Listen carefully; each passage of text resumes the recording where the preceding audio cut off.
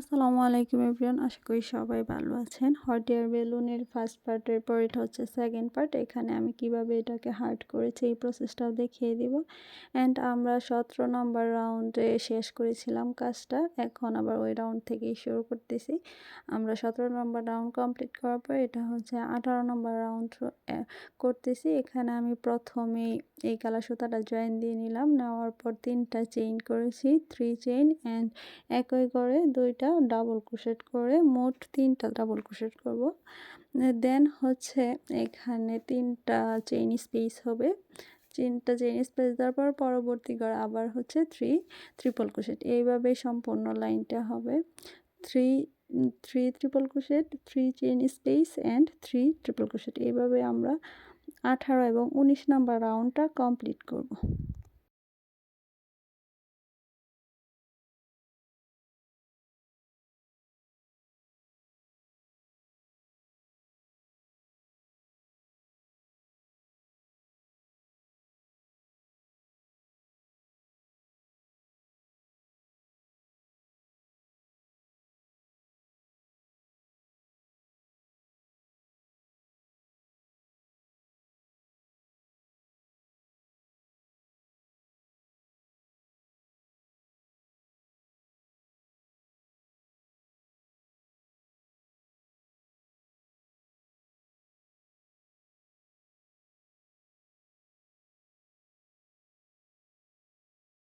দেন হচ্ছে জয়েনিংয়ের সময় আবার আমরা হচ্ছে 3 চেইন করব। 3 চেইন করে আমরা ওখানে যে 3টা চেইন করেছিলাম একটা ট্রিপল ক্রোশের সমান, এখানে 3 নম্বর চেইনের মাথায় আমরা হচ্ছে একটা স্লিপ স্টিচ করে নিব। দেন সুতাটাকে স্লিপ স্টিচ করে ফাঁকা স্পেসটাতে পার করে নিব।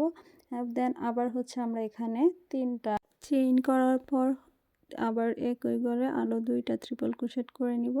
2টা ট্রিপল ক্রোশেট করার পর আমি এখানে 2টা চেইনের স্পেস দিব। 2 চেইন স্পেসের পর আবার পরবর্তী যে ঘরটা আছে ওইটাতে আমরা 3টা ট্রিপল ক্রোশেট করব। এইভাবে করে আমরা হচ্ছে 19 এবং 20 নাম্বার রাউন্ডটা কমপ্লিট করব। মূলত এখানে আমরা 3 triple crochet, 2 chain and 3 triple crochet এইভাবে করে এই 2টা রাউন্ডও কমপ্লিট করে নিব।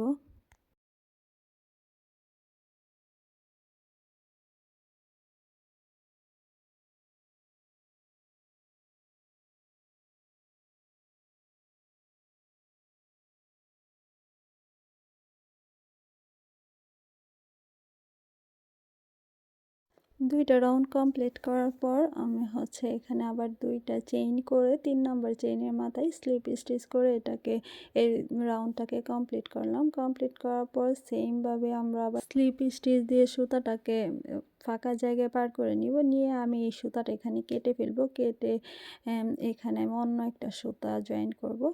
জয়েনিংটা দেখালাম না, যেহেতু আরও অনেকবার জয়েনিংটা দেখানো হয়েছে। এখানে আমি 3টা চেইন করে নিয়েছি। 3টা চেইন করার পর আবার 2টা ট্রিপল ক্রোশেট করে নিব।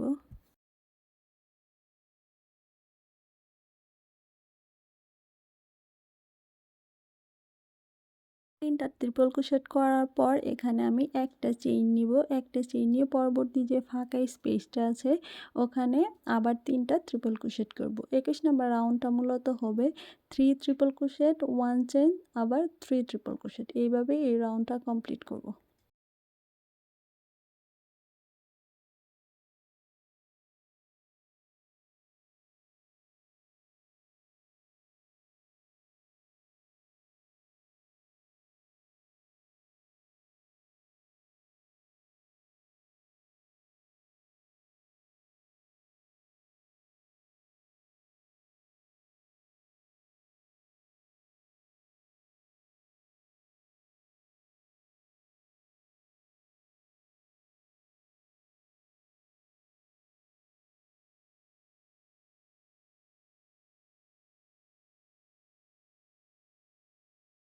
এই রাউন্ডটা শেষে জয়েনের সময় আমরা হচ্ছে এখানে একটা চেইন দিয়ে আবার 3 নাম্বার চেইনের যে মাথাটা আছে এখানে আমরা একটা স্লিপ স্টিচ দিয়ে এই রাউন্ডটা কমপ্লিট করব। এই রাউন্ডের পর আমরা হচ্ছে 21 নাম্বার রাউন্ড যেটা কমপ্লিট করলাম, এরপর 22 নাম্বার রাউন্ডে যাব।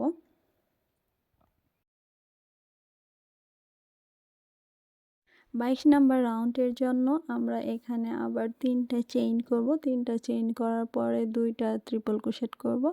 করার পরে দেন যে ফাঁকা স্পেসটা আছে এটাতে আমরা সরাসরি আরও 3টা ট্রিপল ক্রোশেট করব। মানে এখানে 21 নাম্বার রাউন্ডে যেরকম একটা চেইন হয়েছিল, এই রাউন্ডে কোনো চেইন হবে না, জাস্ট সরাসরি আমরা একটা ট্রিপল ক্রোশেট করার পর পরবর্তী ফাঁকা স্পেসে আবার 3টা করে ট্রিপল। এইভাবেই এই রাউন্ডটাও কমপ্লিট করে নিব। প্রত্যেকটা ফাঁকা স্পেসে 3টা করে ট্রিপল ক্রোশেট, কোনো চেইন হবে না এখানে।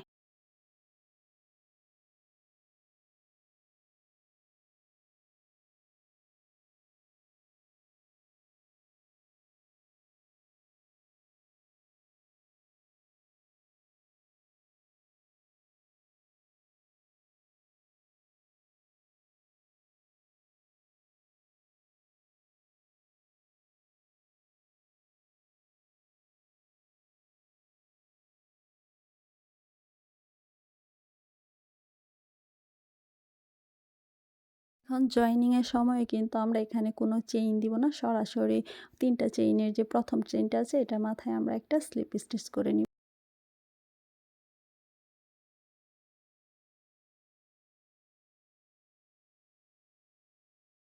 এই পর্যায়ে এসে কিন্তু আপনারা এটা এইভাবেই রেখে দিতে পারেন, বা আমি এরপরে আরও একটা রাউন্ড করব, এটা করতে পারেন, বা এই যে শেষের রাউন্ডটা করছি এটাও বাদ দিতে পারেন, আপনাদের যেই রকম ইচ্ছা। এটা কিন্তু বেশ ভালোই বড় হয়েছে। আপনারা যদি আরও ছোট করতে চান তাহলে এখানে 21-22 নাম্বার রাউন্ডটা না করে ওই 20 নাম্বার রাউন্ড পর্যন্ত রাখতে পারেন।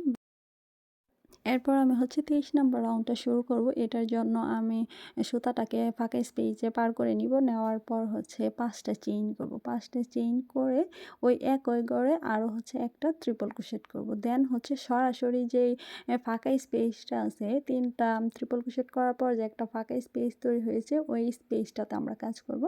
প্রত্যেক ফাঁকা স্পেসে আমরা হচ্ছে একটা করে ট্রিপল ক্রোশেট, 2টা করে চেইন, আবার হচ্ছে একটা করে ট্রিপল ক্রোশেট করব। এই পদ্ধতিতেই আমরা এই রাউন্ডটাও কমপ্লিট করব। এটাই কিন্তু লাস্ট রাউন্ড। এটা আপনাদের ইচ্ছা, আপনারা চাইলে করতেও পারেন বা নাও করতে পারেন।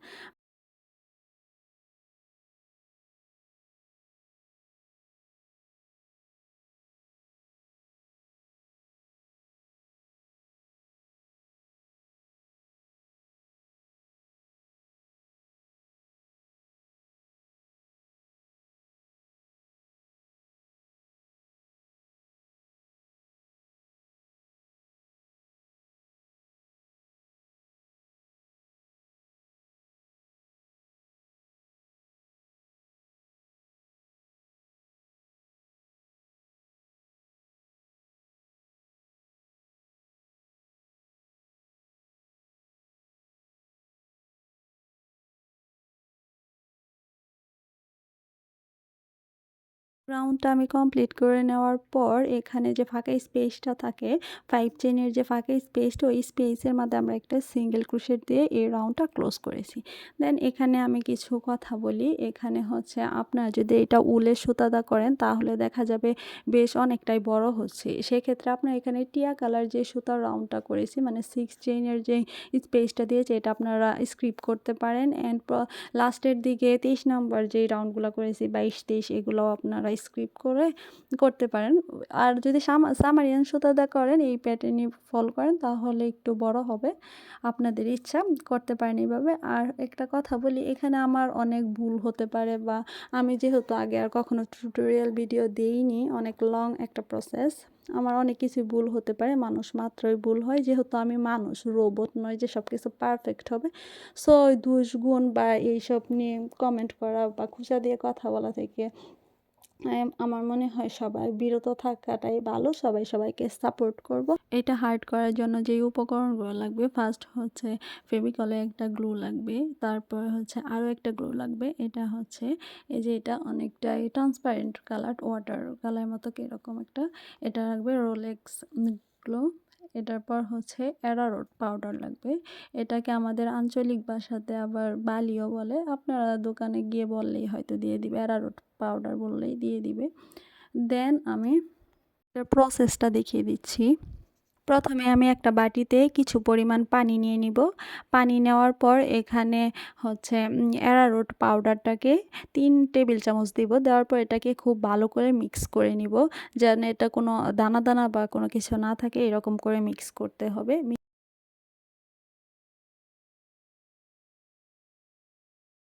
মিক্স করার পর এটাকে আমি সরিয়ে রাখবো। সরিয়ে রেখে এখানে একটা পাতিলের মাঝে আমি 2 কাপ পরিমাণ পানি দিয়ে নিচ্ছি। একটা হচ্ছে গিয়ে হট এয়ার বেলুন হার্ড করার জন্য 2 কাপ পানি আমার মনে হয় যথেষ্ট। দেন এখানে আমি ফেভিকলের যে গ্লুটা আছে এটা 2 টেবিল চামচ পরিমাণ দিব। দিয়ে এটা কিন্তু খুবই ভালো করে আপনাদের একটু মিক্স করতে হবে, মানে কোনো দানা দানা যে না থাকে, একটু যদি দানা দানা ভাব থাকে তাহলে কিন্তু এটা এই বেলুনটার উপর একটা সাদা সাদা ভাব থাকবে, যেটা দেখতে একটু ভালো লাগবে না, এটা বেলুনের কালারটাকে নষ্ট করে দিবে। তাই এটাকে খুব ভালো করে মিক্স করতে হবে, হাত দিয়ে চটকে চটকে খুব ভালো করে মিক্স করবেন। করার পর এই যে যে রোলেক্স যে গ্লোটা দেখতেছেন এটা 4 চা চামচ হচ্ছে গ্লু দিয়ে দিব। গ্লু দেওয়ার পর এটাকে খুব ভালো করে মিক্স করতে হবে। আমি কিন্তু আবারও বলতেছি, কোনো দানা দানা ভাব থাকা যাবে না। এটা হাত দিয়ে আপনারা চটকে চটকে খুব ভালো করে মিশাবেন। তারপরে আমি এখানে এটাকে চুলার উপর বসিয়ে দিয়েছি। এটা হালকা হালকা নাড়তে হবে। দেন পানিটা যখন ফুটতে থাকবে তখন আপনারা 1 মিনিটের মতো এটাকে ফুটতে দিবেন। এটা যখন এই যে এরকম বলক ভাব চলে আসবে তখন এটাকে এই যে আমরা বাটিতে গুলে রেখেছিলাম অ্যারারুট পাউডারটা, এটাকে কিন্তু খুব ভালো করে নাড়বেন।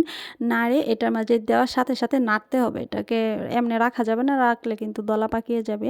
বারবার নাড়ার পর এই যে এইরকম একটা কনসিস্টেন্সি যখন আসবে তখন আপনারা ইটা দিয়ে দিবেন, এখানে হট এয়ার বেলুনটা দিয়ে দিবেন। দিয়ে 3 মিনিটের মতো স্টিম করবেন। করার পর এটাকে ফ্যানের নিচে নিয়ে একদম ঠান্ডা করবেন। ঠান্ডা হওয়ার পর এটার মাঝে বেলুন ভরে হচ্ছে গিয়ে করে দিবেন।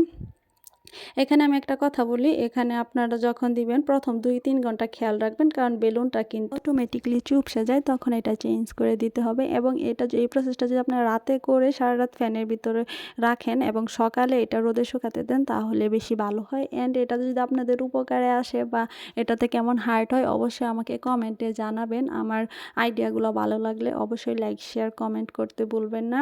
অ্যান্ড আমার যদি কোনো ভুল হয় তাহলে এটা ক্ষমা দৃষ্টিতে দেখবেন। তারপরেও যদি কোনো কিছু বুঝতে সমস্যা হয় আমাকে কমেন্টে জানাবেন, আমি সেটা সলভ করার চেষ্টা করব। আর এটা শুকানোর আগ পর্যন্ত খুব বেশি টাচ করবেন না, তাহলে উপরের যে আস্তরটা বসেছে সেটা উঠে যাবে এবং প্রপার রেজাল্টটা পাবেন না। আশা করি এটাতে আপনাদের স্যাটিসফাইং একটা রেজাল্ট আসবে। সবাই ভালো থাকবেন এবং আমার জন্য দোয়া করবেন। আল্লাহ হাফেজ।